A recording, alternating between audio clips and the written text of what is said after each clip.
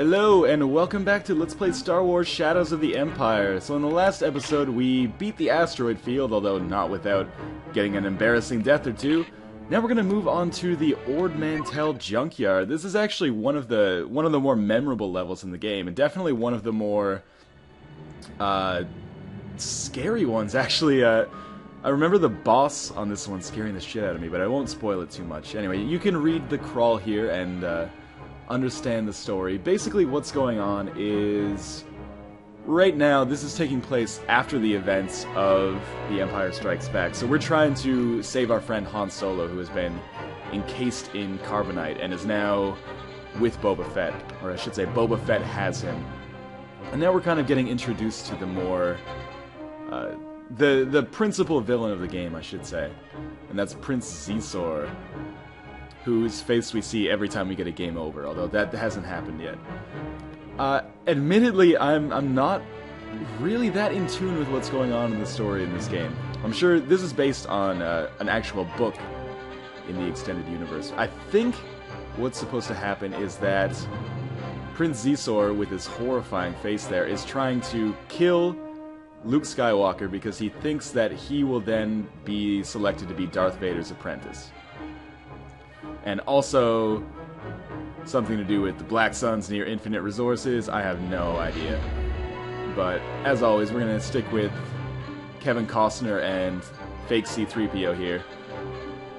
And this level is... the reason I say it's one of the more remarkable ones is because... Or I shouldn't say remarkable, but memorable ones, is because it's kind of like a 2D level set in a 3D environment. So as Lebo is telling us right here, we're going to ride the hover train throughout the level, and then engage in the boss fight at the end. So the hover train is basically the main gameplay mechanic here. It turns it into an on-rails level, which is actually pretty cool, although I think it worked a lot better in 1996 than it did now. Your principal enemy here is just trying to avoid the fact, avoid falling off the platform, basically. The enemies that you face are not so bad, but you can get into real trouble if you take a turn, or if you jump while you take a turn, and getting all those challenge points can be a real pain in the ass. So this is something that you see in, pretty much every... Well, I shouldn't say every 2D platforming game, but a series where you have to, like, duck and jump over obstacles. This is what I mean when I say that the game... Oh, wow, that was stupid. You can't walk while you're ducking. Welcome to 1996. What was I saying? Oh, the reason that I say this is kind of like 2D is because there's a stage... It feels like there's a stage like this in a lot of platforming games.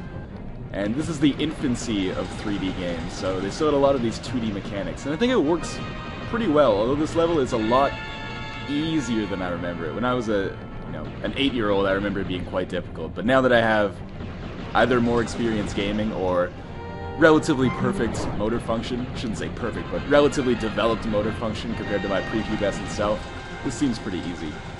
And it's not as impressive as it was back then. It feels like you spend a lot of the level just holding down the fire button, because the ducking and jumping obstacles are not on like the Battletoads level of difficulty. Stage is actually quite long, but it's got some exciting parts, like here when you have to jump between trains. Well, you don't have to jump, but I chose to pick up that extra life. And it's best not to get crushed by that thing right there, too. I guess this is going to be one of the more walkthrough-esque videos, just because this is the first level I really got stuck on as a kid, and I spent a lot of time not being able to beat this level. Probably months and months. I think actually one of my family members beat it for me the first time. Partly because, partly because I was 8, let's be honest. But also the boss was actually pretty hard, and actually scared, as you might expect. I was a fragile child. It scared the bejesus out of me. This is IG-88, who I believe has more of a presence in the extended universe. He's a bounty hunter like Boba Fett. I think he shows up in The Empire Strikes Back too, when Darth Vader's having that conference with the bounty hunters. But I don't know. Someone a little bit more in touch with the Star Wars universe could probably tell you more about it. I'm sure they would gladly tell you more about it for hours and hours on end, even if you didn't want them to. So as long as your jumping is okay, then this level is not going to be too much of a challenge, at least to get to the end. To actually beat it, a little bit harder, just because the boss he's got a couple tricks up his sleeve, let's put it that way. He does a lot of damage. I feel like when I first played through the game, this was one of my favorite levels, along with the next one, the one where you have to find Boba Fett. That one's quite long, actually. Oh, I almost overextended myself there for an extra life that isn't really worth anything right now, but came out of that ahead. What was I saying? Ah, yes, the Boba Fett level actually feels like a relatively expansive third-person level. You can... Let me pick up this challenge point. I kind of remember it being like 15 to 20 minutes long, or perhaps even longer, which is quite a long stage for a game that came out in 1996. And also quite difficult. It's got a couple of stages. It's got a mini-boss. You have to fight another Imperial Walker, and then of course you have to fight Boba Fett's Slave 1 ship. I think that's the name. Again, my lack of Star Wars knowledge is betraying me. But the environments in that still look pretty good, considering that this game came out in the mid-90s, and it's, you got to keep that in perspective sometimes. I actually yesterday read a couple of reviews on this game, and I was not mistaken. The press was kind of lukewarm with their reception of this game. I think it was IGN who gave it like a 6.7 or something. I think that's completely unfair for a game that, this game is 14 years old. It's older than a lot of people watching this. And I think it's fared a lot better when it comes to aging than most N64 games, which honestly I find borderline unplayable just due to the control scheme. I don't really need to get that extra life, and I know I skipped a challenge point back there, but it's a risky jump I would have had to make in order to get that. You always got to be... Perfect timing. I was about to say, you've always got to be careful when you make those jumps on curves, because anything can happen. And, yeah, anything did happen right there. So, yeah, typically you want to make your jumps when you're on a straight path, otherwise you're gonna go barreling over the side, as I just did. Again, I could probably spare a life to go get that challenge point, but whatever. It's not that necessary. People have been telling me that the challenge points don't make too much of a difference. The only thing they change is you get a slightly different ending. I might as well get this one, because it's just, well, I guess I'll shoot this guy first. I have no idea where these enemies fit into the full scope of the game. They just feel like Zoras from Zelda. But I'm sure if you've read the novel, it makes a lot more sense. That's further than I'm willing to go for this 14-year-old game. But I am willing to go to the point where I'm bad-mouthing reviewers who maybe said something poor about the game 14 years ago. Not that I'm an IGN fan anyway. It's not like they lost a reader or a customer based on me reading that review. In any case, I feel like this is one of the N64 games that has aged pretty well. You see that now and again when you look at the reviews of N64 games. A lot of them did not fare that well in the press. Like, GameSpot hated Mario Kart 64, Diddy Kong Racing. Those were obviously classics, and they're mistaken. They were mistaken, I should say. And again, not that GameSpot is necessarily a reputable gaming journalist portal, but it's what I used when I was 12, so has a certain significance in my life. Take out these flying hats here. Just continue on this road to nowhere. I think this level, if they made a Shadows of the Empire remake or director's cut, I would recommend making this level a little bit shorter. I feel like I'm in a Talking Heads song right now. We're on the road to nowhere. Do-do-do-do. And I think we're starting to approach the end of the level. We're reaching the denouement, let's put it that way. Which is actually not necessarily a good thing, because this boss is still pretty frightening. It's a combination of like the sounds he makes and the fact that he's really fast. He's difficult, not just as far as this game goes, but he's a pretty difficult boss as far as a lot of things from this era. But it's mainly the sounds he makes and the fact that he can come up on you so fast. And of course the fact that I have a childhood association with him now of pure terror. These guys don't post... Oh! That was a botched attempt. those enemies don't pose too much of a threat just because every time you hit them, they just, like, basically take it on the chin. So I believe, yes, we do, like, 2 jumps from these hover trains, and then we fight IG-88. So that death hasn't really cost me too much time. Maybe another 30 or 45 seconds. So I'm just going to stand on this side of the hover train. I still think this level is relatively well designed, if, you know, a little bit too long. Now all we've got to do is hop up here and kind of wait for us to reach the end of the level. I'll walk around to the other side because I think we'll get a chance to see it from this side a little better. Maybe not, though.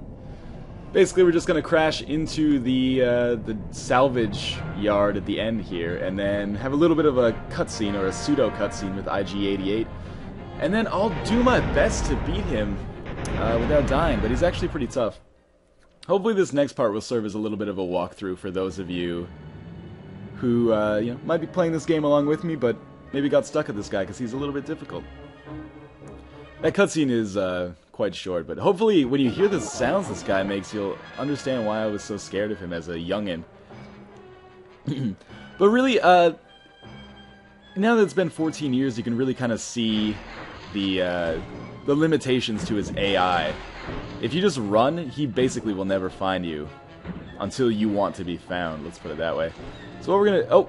And I'm about to eat my words, it looked like. But we're gonna run up here and pick up the Seekers, because this... Oh! Alright, dickwad, I'll play your game. We're gonna run up here and get the Seekers, because those are gonna allow us to kill him pretty quickly. But he's actually proving to be a little bit smarter than he usually is in this one. I guess he knows he's on camera. Smile, dick face. Come on, come on. Come up here. Jump over, get the Seekers. Pick up some health. Run away because he just blew my fucking brains out. That's what I mean by saying this guy's pretty tricky. So I did not have a very successful run there. But now, if we just basically pin him in the corner with some Seekers, we can take out almost all of his health in one go. Oh my god! This guy doesn't fuck around. In my practice run for this, I actually took the guy out with relatively little problem. But now he's got my number. Hopefully this doesn't turn into a botched recording, because I really don't want to play this level all the way over again. I lost health just by jumping there. Where you at, man? Where you at? Oh, there he is. Okay, so I got about a third of his health down. This is not going well so far. You might be witnessing one of the most, I hate to use the words, but one of the most epic fails of my Let's Playing career. The inability to kill the third boss in Star Wars Shadows of the Empire. Where is he? It would help if I didn't constantly... Yeah, come here, come here. Half of his health. I'm getting a little bit scared. I'm gonna need to employ some better tactics. Let's go over to this side. And honestly, I gotta say, I'm still this guy's making me a little bit nervous. A little bit of residual childhood anxiety. Get that challenge point. There's some health over here, but also a flamethrower that could be helpful for us. All right, where are you at? Where are you at? Pin me in the corner. That's what I want. Yeah, there we go. That's the strategy I was meant to employ. Kind of let myself get trapped in the corner. And then if I can just get the flamethrower out, which is actually more of a challenge than you think with these controls. Anything that controlled with the C button has not aged gracefully in the controls aspect. Here we go. Alright, where are you? Come here, come here. Get over here. Get over. Yeah! You fell into my trap. I think I've got him. It's gonna be close though. I technically have 2 lives left, not 1. And he's only got 11 health left. But this, luckily I picked up all of those extra lives. Because I kind of found myself in a tricky situation. Hey, come here, come here! 5. I'm still a little bit worried. 1, maybe not. Maybe I got him. Wow, okay. That was... I kind of feel bad for him, because he's got to be sitting there like, why won't you die? Anyway, thank you for watching the Ord Mantell Junkyard. Maybe not the most graceful playthrough, but perhaps the most honest. I will see you guys in the next part, the long, expansive, overarching Boba Fett stage. As I mentioned, thank you for watching. See you next time.